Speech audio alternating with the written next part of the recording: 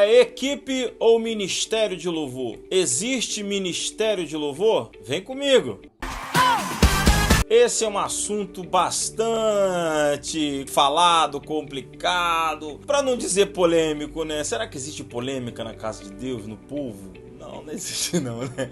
Mas vamos lá, antes de falar sobre isso eu tenho que pontuar algumas coisas aqui. Não passa pela minha ideia mudar a forma com que o seu pastor ou a sua igreja trata esse assunto ou essa terminologia, se equipe ou se ministério de louvor. Também não vou chegar aqui e entrar numa de determinar as coisas. A gente vai fazer uma reflexão a nível de conhecimento, usando basicamente 2 textos bíblicos aqui e mais os que eu lembrar, para a gente refletir um pouco sobre o assunto, descobrir já que essa é a nossa área de atuação. Isso não significa dizer que fulano de tal tá certo, que fulano de tal tá errado, porque não sou eu essa pessoa mais adequada para fazer isso. Primeiro, não sou o seu pastor. Segundo, não sou sequer pastor, né? Então, eu sou ministro de louvor, líder de louvor, trabalho com isso aí há 17 anos. Busquei estudar um pouco a respeito de assunto, através da vivência também. Mas esse assunto aqui é um assunto de cunho um pouco mais teológico. Então a gente tem que tratar com muito cuidado, né? Então vamos lá.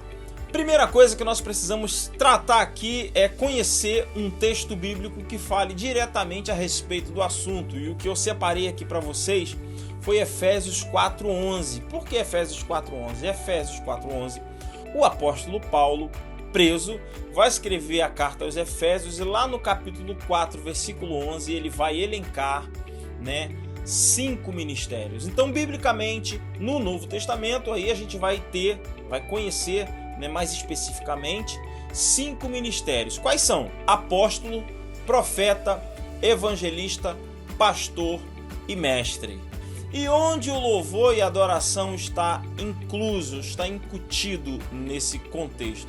É o seguinte, gente, essas nomenclaturas, esses ministérios, eles são conhecidos como dons ministeriais, um chamamento de Deus específico. E você vai perceber no versículo 7 que são dons dados de boa vontade por Jesus aos seus eleitos. É uma graça, é um dom ministerial dado aos seus eleitos de boa vontade. E quando Paulo está narrando esse texto, é interessante que ele fala que são dons de Jesus Cristo, parte de Jesus Cristo a prática desses ministérios, até porque ele foi exemplo no exercício desses ministérios. Ele é o nosso bom pastor, né? Ele é profeta, é um evangelista, foi um evangelista, ele é o nosso mestre.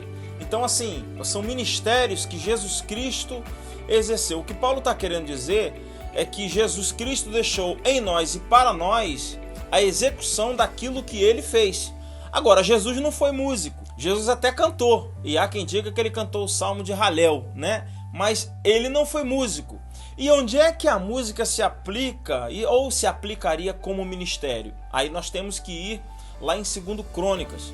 2 Crônicas capítulo 5, versículo 4 em diante vai dizer assim: E vieram então todos os anciãos de Israel e os levitas e tomaram a arca, e levaram a arca e o tabernáculo do testemunho e todos os utensílios sagrados. Veja que aqui levar a arca por parte dos sacerdotes e dos levitas representava levar a presença de Deus, tá bom? Ela representava a presença de Deus, tá? Aí você vai me dizer aquela ladainha toda, mas levita não é exatamente músico. Então vamos lá para o versículo 12, dentro desse mesmo contexto aqui, que é a inauguração do templo de Salomão. E os levitas cantores, todos, de Asaf, Emã e Jedutum, junto com seus filhos e irmãos, vestidos de linho fino, estavam com símbolos, saltérios, harpas ao oriente do altar, e com eles 120 sacerdotes. 120 sacerdotes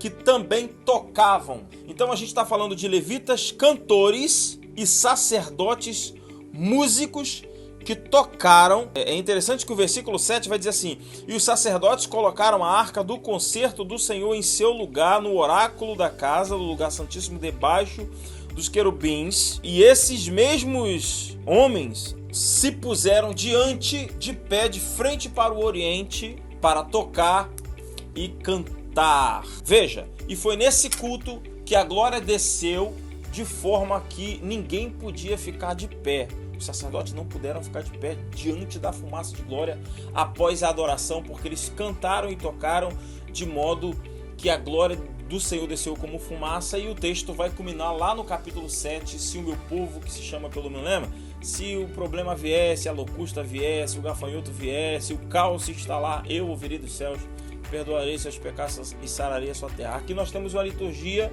o tripé de um culto, né? O louvor e a adoração começando, sacrifício no meio, porque houve sacrifício, né, a Deus, e no final a mensagem, Deus falando com a sua igreja. Aqui eles exerciam um ofício direto ligado ao culto. E o que o ministério tem a ver com isso? Gente, existem até denominações que consideram os músicos como sacerdotes, né? Tem igrejas que você só é ministro de louvor ou músico se você for pastor de música. Tem igrejas que o líder de louvor, ele é o pastor de música, pastor do louvor, né? Tem igrejas que não vê essa necessidade, tudo bem, não tem problema. Mas aqui nós podemos depreender que há no mínimo uma responsabilidade ministerial relacionada ao culto. Lá em Efésios a gente tem uma responsabilidade ministerial voltada para a plantação de igrejas, para o cuidar de pessoas, para a ação de profecia, para a ação profética, para a ação do ensino, né? E tudo isso envolvia o que Jesus fazia. Ele era um profeta, ele era um pastor, ele é o nosso bom pastor, ele é mestre, né, na área do ensino, ele edificou a primeira igreja, né? Ele fala com Pedro, olha, te digo que tu és Pedro e sobre esta pedra eu edificarei a minha igreja. Então tudo que Jesus fez, ele fala assim, vocês também podem fazer. Eu estou chamando pessoas para fazer, mas não dá para ser tudo de uma vez. Só eu posso ser tudo de uma vez. Então uns eu vou chamar para apóstolos, um eu vou chamar para pastores, um eu vou chamar, vai ter talento para ser mestre e por aí vai. O exercício sacerdotal da ministração do louvor é uma coisa mais específica para o culto. O povo já foi evangelizado, a igreja já foi instalada, já há um pastor, já há um ensino e agora nós vamos fazer um culto e existe um ato de cunho sacerdotal, né? Com uma responsabilidade de trazer a presença de Deus à arca. Isso é muito sério. Então daí a chamar carinhosamente ministério de louvor, não vejo problema. Mas se o seu pastor acha que não, que é só equipe de louvor, porque os ministérios são só os 5 lá de Efésios, obedeça-o, tá? É o direcionamento dele para este tempo, para esse povo. Tá bom? Espero ter esclarecido isso. Quando o assunto é de cunho teológico, já não é complicado, né? Então tem que aqui pisar em ovos para tentar explicar e deixar aí você raciocinar, até perguntar.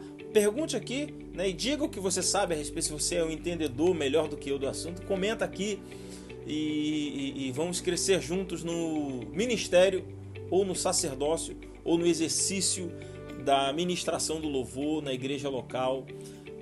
Esse é o teu lugar, equipe de louvor? Deus te chamou para o louvor e adoração? Então fique aí, que Deus continue te usando. Deus abençoe.